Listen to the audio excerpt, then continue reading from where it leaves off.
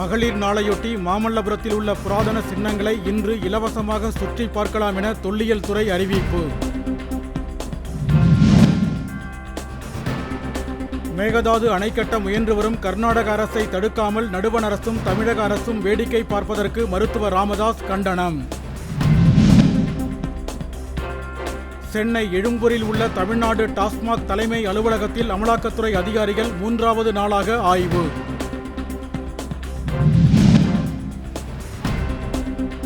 ஒரே வாக்காளர் எண் கொண்ட நபர்களுக்கு அடுத்த 3 மாதத்துக்குள் தனி எண் வழங்கப்படும் என இந்திய தேர்தல் ஆணையம் விளக்கம். ராம்சார் பன்னாட்டு விருது பெற தேர்வாகியிருக்கும் சதுப்பு நில மீட்பு போராளி ஜெயஸ்ரீ வெங்கடேசனுக்கு பாமக தலைவர் அன்புமணி வாழ்த்து.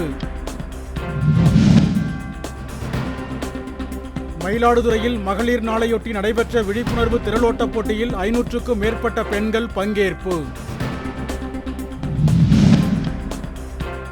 மகளிருக்கான பாதுகாப்பை உறுதி செய்ய தவறிய திமுக அரசை 2026இல் மாற்றுவோம் என தவேக தலைவர் விஜய் சூளுரை.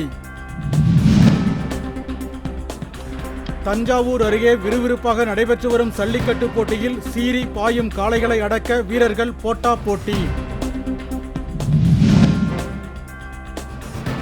சென்னையில் அணிகலன் தங்கம் விலை பவுனுக்கு 80 ரூபாய் அதிகரித்து 1 பவுன் 64,320 ரூபாய்க்கு விற்பனை.